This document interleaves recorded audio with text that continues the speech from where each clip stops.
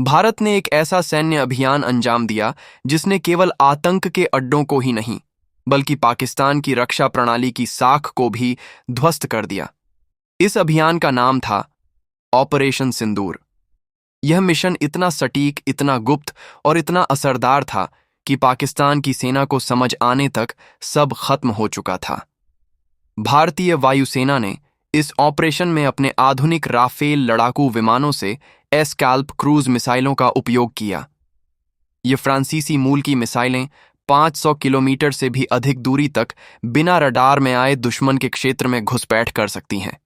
इनकी खासियत यह है कि ये जमीन के बेहद पास उड़ती हैं, जिससे किसी भी एयर डिफेंस सिस्टम द्वारा इन्हें पकड़ पाना लगभग असंभव हो जाता है।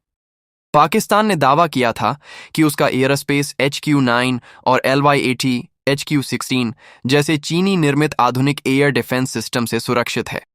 HQ-9 को रूस के S-300 की तर्ज पर तैयार किया गया है और इसे मिड एयर थ्रेट को पहचानने और नष्ट करने के लिए डिजाइन किया गया है।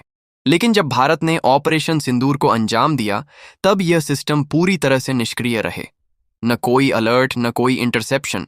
पाकिस्तान का एयर डिफेंस सिस्टम मानो लकवाग्रस्त हो गया था।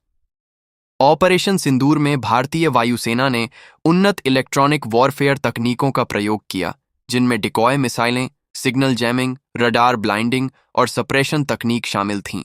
इसका नतीजा ये हुआ कि पाकिस्तान की बहु-अरब डॉलर की मिसाइल शील्ड एक बैठा हुआ बत्तख बनकर रह गया।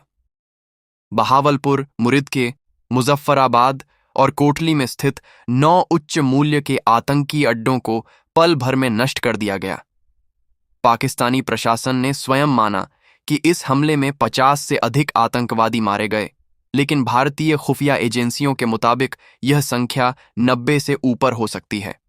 इस हमले ने न केवल आतंकवादियों के ढांचे को तहस-नहस किया, बल्कि इस्लामाबाद की आत्मविश्वास रूपी लोहे की दीवार को भी चकनाचूर कर दिया।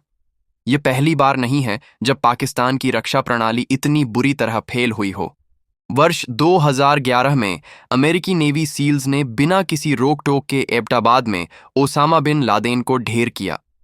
वर्ष 2019 में भारत ने बालाकोट पर हवाई हमला किया और पाकिस्तान कुछ न कर सका।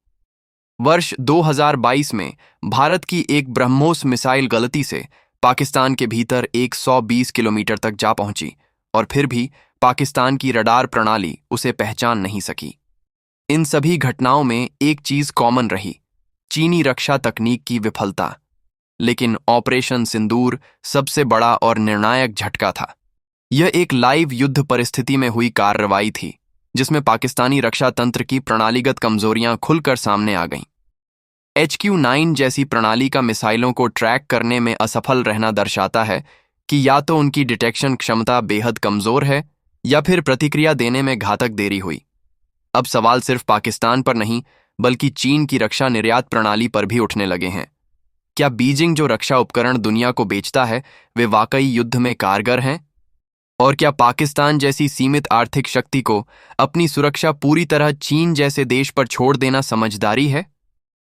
भारत के इस ऑपरेशन ने दुनिया को दिखा दिया कि अब भारत केवल जवाब नहीं देता, बल्कि नए दौर की युद्ध कला में भी विश्व शक्ति बनने की ओर अग्रसर है। यह ऑपरेशन केवल रणनीतिक नहीं था, यह एक मनोवैज्ञानिक युद्ध भी था, जिसमें भारत ने यह स्पष्ट संदेश दिया कि अब वह ना तो रुकने वाला है, ना झुकने वाला। ऑपरेशन सिंदूर ने केवल आतंकी अड्डों को ध्वस्त नहीं किया, बल्कि यह साबित किया कि आधुनिक युद्ध में जीत उन्हें नहीं मिलती जिनके पास चमकदार हथियार हों, बल्कि उन्हें मिलती है जो सही समय पर सही तकनीक के साथ सही फैसला ले सकें। और यही है भारत की असली ताकत, संयमित शक्ति, सटीक वार और अदृश्य बढ़त। अगर आप चाहते हैं कि हम ऐसे ही रक्षा अभियानों और तकनीकी विश्लेषणों पर और वीडियो बनाएं, तो वीडियो को लाइक, शेयर और चैनल को सब्सक्राइब करना न भूलें।